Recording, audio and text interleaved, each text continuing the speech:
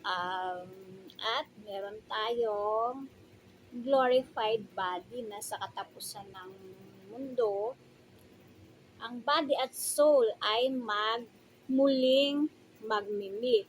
Ang body and soul na naghiwalay noong kamatayan ay muling magtatagpo at magkakaroon ng glorified body, kung saan ang glorified body ay walang pain at walang kamatayan. Walang imperfection. Ito ay isang restored at glorified.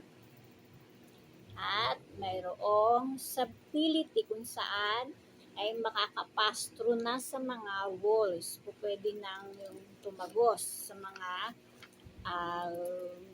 walls. At enables the body to travel. So, pwede na sa isang iglap, pag ginusto mong pumunta doon, ay makakarating ka na.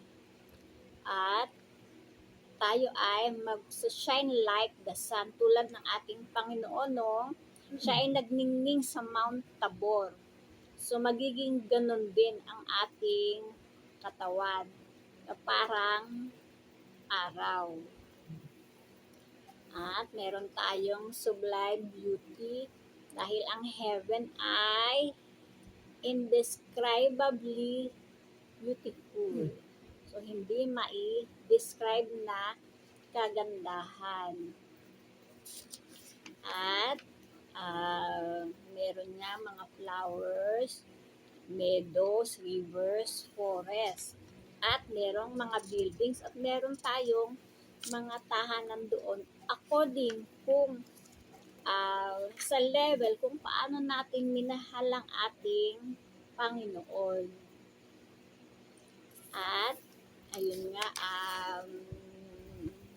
indescribable light kung saan maliwanag kahit walang araw, walang lampara, at doon ay walang gabi, puro liwanag. Meron at may beatific vision kung saan ang ating Panginoon ay puro